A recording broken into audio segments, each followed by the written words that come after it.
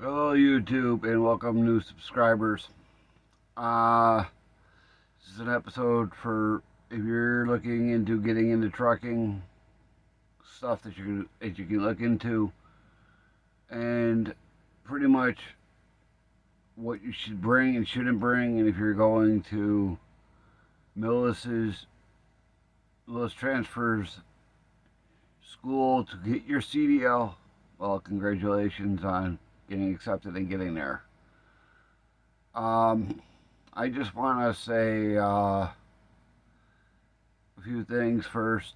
I want to say thank you to all the new subscribers. Keep it up. Keep liking, sharing, and commenting, and I will get back to you. But this video is for basically the newbies that are coming into the industry, that want to come into the trucking industry. Um, Behind me, you can see this is pretty much where you're going to be sleeping. I'll give you a better look at that in a minute. But if you're going to Millis for training, as far as I know, from my understanding, because I've just been with Millis for a few months, I haven't been exactly here forever. I started with Millis back in December. They are a decent company. They will treat you with respect as long as you give them back. As long as you communicate. You don't communicate, they don't know what's going on with you.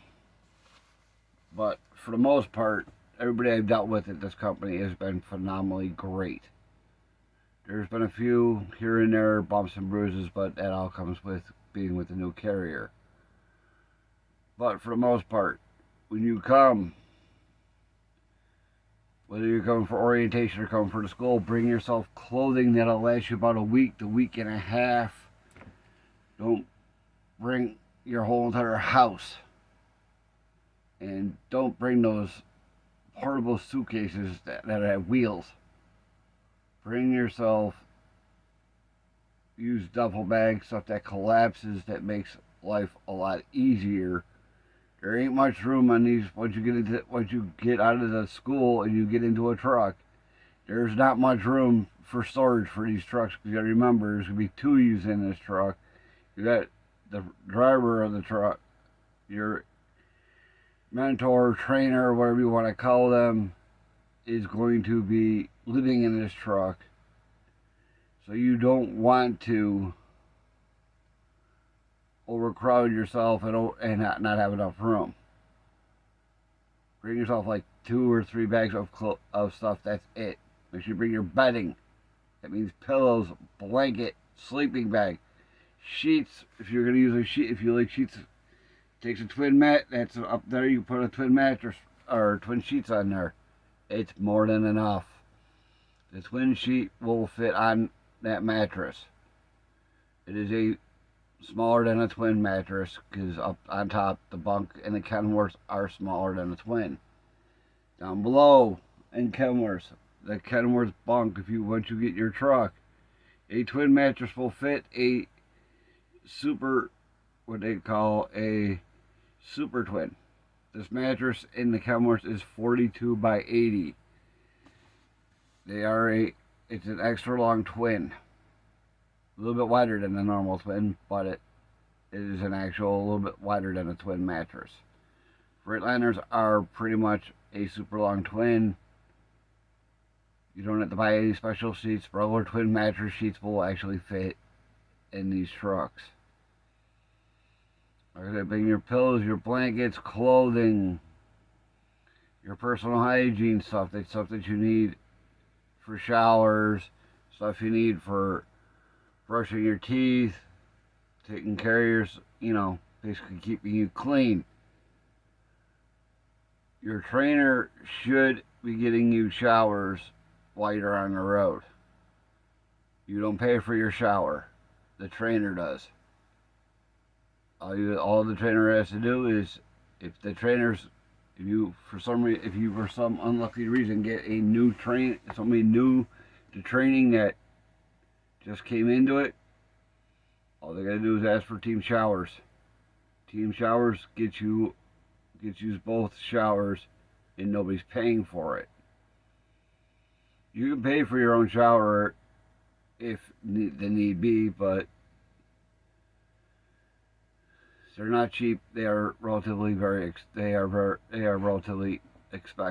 kind of expensive. But for the most part, let's take the camera and show you in the back where this is pretty much your bed. If you notice, I have a mattress missing because I am not a trainer. They will not give me a mattress until I train. But pretty much, as you can see, I got a lot of stuff because like I said, I'm not training yet. When I train, my students get that whole the whole upper half. There are no outlets. There's an outlet down below. You have a CPAP machine. There are outlets, plug outlets for your CPAP machine on the top and the bottom of the bunk. On the top, make sure these trucks with Millis, they don't have the idle management system. We can idle our trucks 24/7. Preferably, don't idle your truck because you don't need to, unless you have weak batteries. But there are circumstances where it's cold or hot. That means you have to run the truck for the AC. But for the winter time, there's bunk heaters. Unless it's really, really cold, then you don't use the bunk heater, you use the engine heater to keep your truck warm, and it also keeps your fuel from freezing. But for the most part, always pay attention, be a sponge when it comes to learning. Some people may say, oh, you're this, you're that. Guess what? Who cares? You're there for yourself. You're not there for somebody else. Absorb, learn. Don't argue. Don't raise your tone like you know more than they do, because guess what? You might not. Bite your tongue and listen to what they got to tell you. Every carrier, every company does things differently than the other. So pay attention, learn. Learn how they do things. It'd be a lot easier and a lot better for you to learn to understand things. And if you're going over to Cartersville for orientation, I do know the person in Cartersville. I know the people in Cartersville. They know me by face. I know them by name. You got at this orientation. His name's Jack. He's a great guy. The person who handles the students, his name is Greg. Pretty good from what I've talked to him on the phone a couple times. He gave me my road test when I was in Cartersville. And road test is relatively basic. It's not really, you just got to pay attention to make sure you don't hit curbs. They'll take you through a couple roundabouts. And basically your road test, the truck they use for a road test is the truck they use that they use at the school, which is multi-seated. It's a multi-seat truck. It's not your basic truck. It is got, instead of where this bed is in this it doesn't exist in it. There's seats in it with seat belts. So your chances are when you go for a road ride or your road test, well, your road test you'll probably be by yourself, but when you go for your road rides you're going to be going in multiples. You're not going out by yourself, as far as I know. But like I said, the best thing to do is take your time. If you feel they're going too fast, say, hey, stop for a minute. Can you please explain something a little bit differently? The most important question, it could be that question you don't ask because you feel it's stupid. Ask it anyways. If somebody laughs, laugh with them. Who cares? It's something that you're not familiar with or not sure with. Ask those questions. That's the best way to get your understanding. But for the most part, once you get with them and get in with a trainer, listen to what the trainer is going to teach you. And don't drive as teams. I don't care what anybody tells you. Driving as teams, not good for you to learn. you're in this, you want to learn, the more you can learn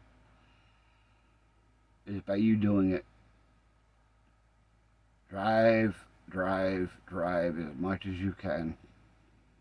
Don't push yourself to drive.